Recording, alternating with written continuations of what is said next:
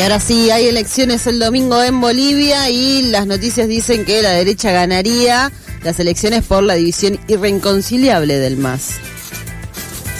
Yo diría que más que por la división del MAS, por la proscripción de Evo Morales.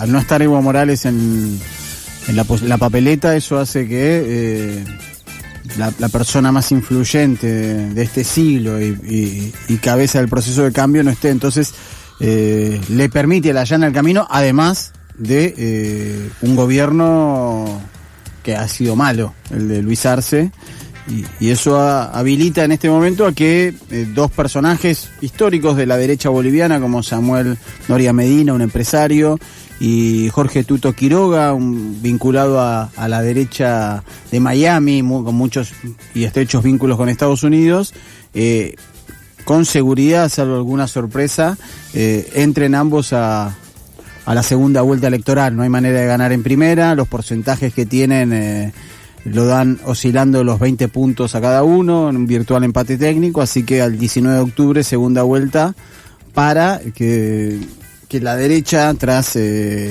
20 años, pueda volver a gobernar. No cuento en este lapso el año de interregno de gobierno de facto de Yanine Áñez. ¿Y cómo está Bolivia? Bien, estuve la semana pasada y Bolivia está con un dólar. Bueno, nosotros estamos muy acostumbrados, pero Bolivia había perdido la costumbre del dólar paralelo y el dólar oficial. El oficial está alrededor de 7, el paralelo está casi 14, es decir, una brecha cambiaria muy alta. Sigue con la crisis de la gasolina, de la nafta, no hay. Entonces uno observa larguísimas colas de vehículos, de autos, de camiones, etcétera, para tratar de cargar nafta. Y eso preocupa mucho al boliviano, que se acostumbró a tener estabilidad económica, producto de esos años de gobierno del MAS. Y esa crisis de gobierno, esa crisis de gobernabilidad, más esa pelea que tuvieron Evo Morales con Luis Arce, ha hecho que esa crisis de Estado se extienda a la crisis de representación política. Y en la calle uno observa, charlando con la gente, mucho voto a la derecha, muy claro, es decir, la economía está marcando esa situación. Y además otra vez este fenómeno de Bukele, ¿no? Necesitamos un Bukele, ¿no? Como incluso en sociedades que no son necesariamente, tienen crímenes o tasa de criminalidad alta, piden esto. Para mí es un fenómeno que hay que analizar, ¿no? Si hace unos años atrás cualquiera le preguntaba a una persona en la calle quién era el presidente de Salvador, nadie lo sabría, ¿no? Estamos hablando del país más pequeño del continente, alejado obviamente de aquí, pero saber quién es el presidente de un país como El Salvador marca cuál es la agenda de este momento, ¿no? Sí, ahí pienso en por qué una persona que estaría esperando votar a Evo votaría a la derecha. No, es que ahí hay otra estrategia, no. Yo creo que han sabido generar, como en general en los países de América Latina, mucho es decir, el antilulismo en Brasil, el antikirchnerismo en Argentina, el anticorreísmo en Ecuador. Eso se ha logrado instalar mediante un montón de artilugios. Obviamente hay errores propios, pero también sobre todo con una campaña de falsas noticias muy alta. Digamos, la entronización de la corrupción casi como una asociación ilícita que solo cometen los partidos de izquierda. Eso lo han logrado entronizar. También Evo Morales tuvo el desgaste de tantos años de gestión, después el golpe, etcétera. Pero la estrategia del sector del evismo es el voto nulo. Consideran que Andrónico Rodríguez, que era el segundo de Evo en la Federación Electrópico Conchabán, consideran que cometió una traición, de hecho fue expulsado de las federaciones, y hoy está marchando cuarto o quinto en las encuestas. Es decir, está en una situación difícil, sin posibilidad de entrar en segunda vuelta, a no ser que estemos ante una catástrofe en las encuestas, y vemos que hay un voto nulo, indeciso y blanco que trepa al 32%, que es alto. Entonces hay que ver si esa estrategia de Evo Morales y lo que es el pacto de unidad, es decir, los sectores, el bloque popular campesino originario, muestran ese descontento en el voto nulo en las próximas elecciones. Lo otro que pienso es, y yo sigo cayendo en la misma pregunta porque, bueno, sabemos que Luis Arce fue como la figura que Evo puso como su cambio, ¿no? O sea, como la figura que tenía que ser su cambio. Pero Evo no puede gobernar por el resto de su... O sea, digo, sí, por el resto de su vida sí, pero digo, no por el resto de la historia de Bolivia. No, pero eso es verdad. Yo creo que también, bueno, además de los impedimentos legales, en algún momento están los impedimentos biológicos. Le pasó a Biden en Estados Unidos y me parece que también los líderes tienen que estar atentos a eso, pero Evo sigue siendo una persona para la política joven. Él es del año 59, entonces está vigente todavía y está bien, digamos. Y hubo una interpretación arbitraria, en este caso de la Constitución Política del Estado Boliviano, en el impedimento a que Evo se presentara, digamos. Fue arbitrario, y eso también ha enojado muchísimo a su base. Evo tiene una base fuerte y en general en las encuestas anteriores a la proscripción, cuando lo medían, Evo estaba arriba del 20%, es decir, esa base hoy no tendría un representante o lo tendría en Andrónico.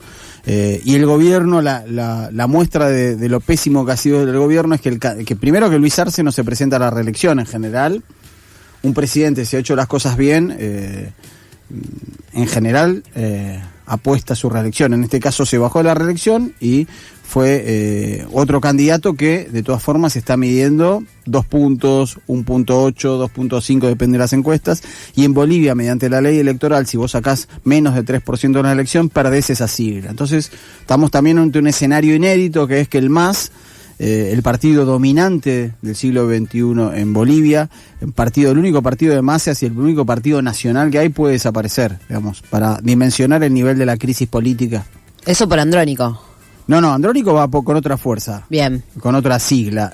Esto el gobierno, te hablo. El gobierno de Luis Arce se apropió de la, digamos, artificialmente, gracias a una justicia coludida, se apropia de la sigla del MAS, y esa sigla puede desaparecer producto de la pésima performance que marcan las encuestas. Si no saca arriba del 3%, la sigla desaparece.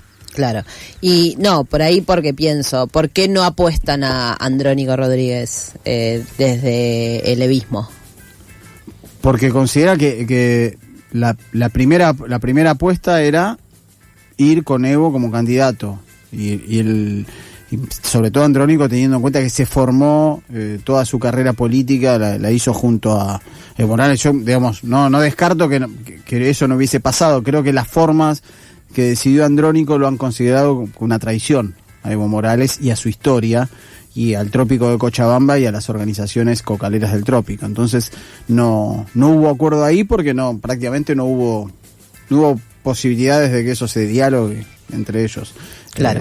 Al menos eso es lo que ha transmitido Evo Morales.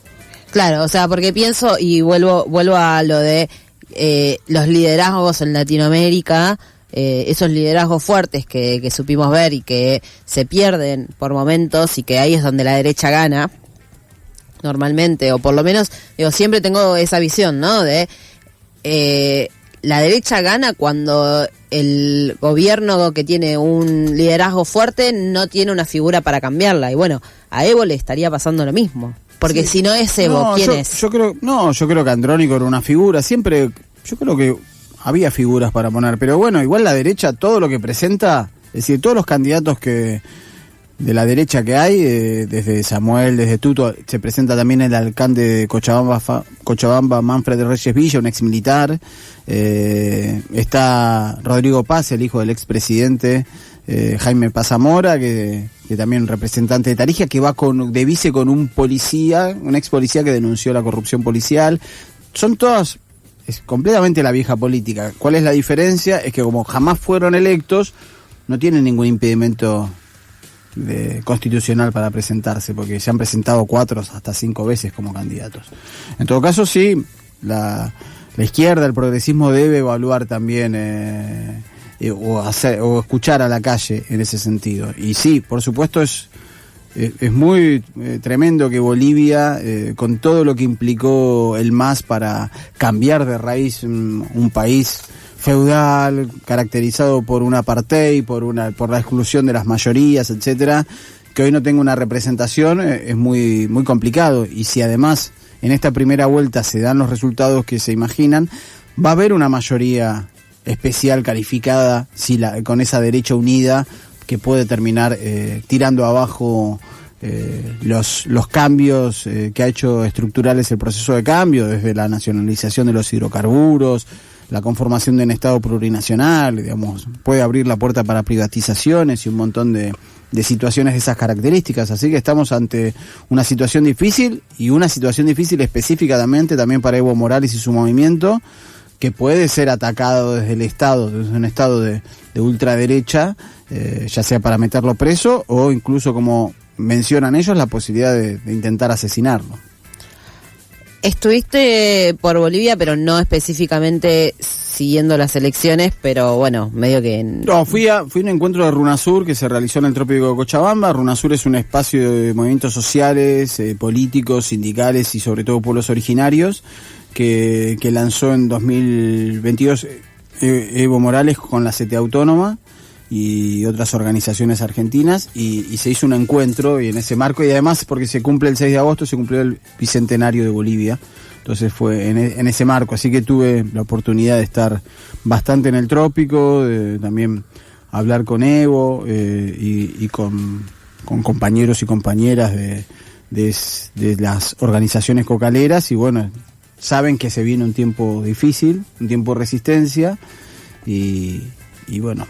¿Y cómo se prepara esa resistencia? Bueno, defendiendo como lo han hecho.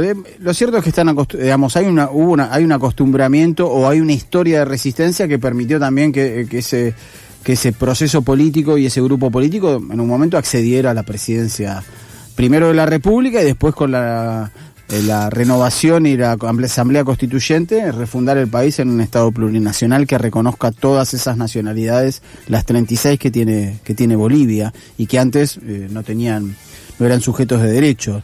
Entienden que esa situación que vivieron en los 80 y en los 90 con el Estado asociado con los Estados Unidos, con la presencia de militares en el trópico de Cochabamba, con la excusa de la erradicación de la hoja de coca y el combate contra el narcotráfico, la persecución a líderes sindicales y líderes políticos. Saben que se va a vivir un tiempo de esas características, de mayor intensidad o de menor. Eso hay que evaluarlo y hay que esperarlo, pero va a ser una situación difícil.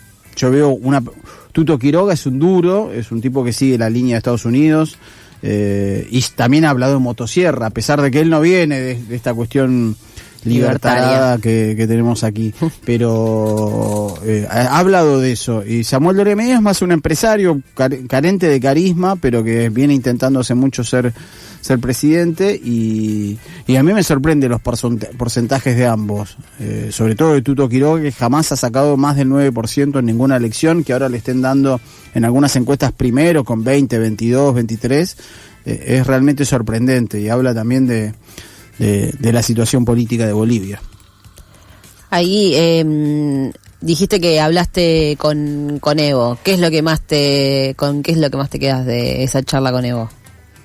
No, primero él está muy convencido de su rol político, de su convencimiento de lo que necesita Bolivia, de la necesidad de reconducir el proceso de cambio, enojado con el rumbo que tomó el gobierno de Arce, e instalando la campaña del voto nulo para que ese espacio político que no está representado en estas elecciones pueda estar representado. Lo que Evo Morales dice es no hay ninguna opción de izquierda en estas elecciones. Esa es la posición de Evo y su sector, y en ese sentido por eso avanzan en eso. Reafirmó que él no se va a ir de Bolivia, también que muchos dicen que él está buscando a ver post elecciones o antes cómo irse, y él dice que no, que se va a quedar ahí, pase lo que pase, y bueno, a seguir peleando por Bolivia. Esos son básicamente las posiciones y los argumentos de Evo. ¿Cuál es o sea, qué implica el voto nulo para Bolivia? Porque entiendo, o sea, es igual que... Se computa. Sí. Se computa y implica ahí, tiene la papeleta es...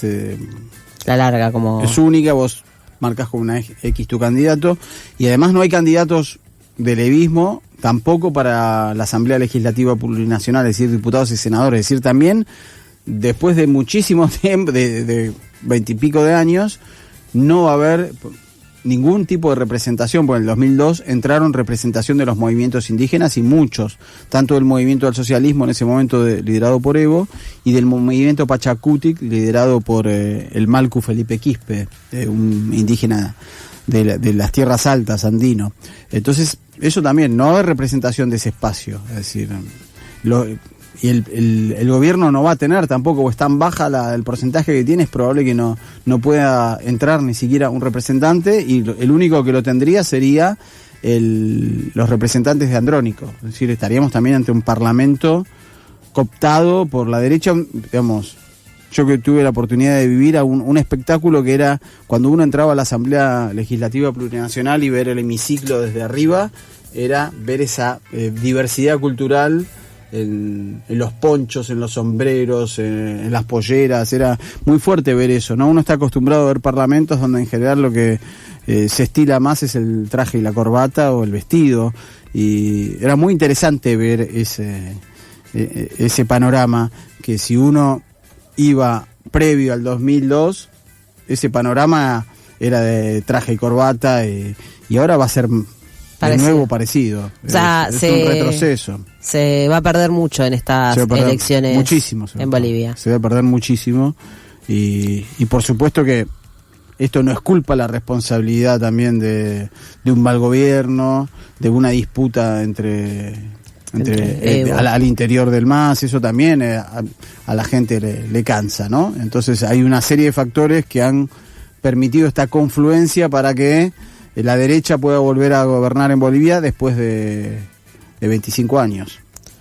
Mariano, muchísimas gracias, como siempre, muy clara toda la explicación. Te dije que llegaba sin saber nada y me voy sabiendo un montón.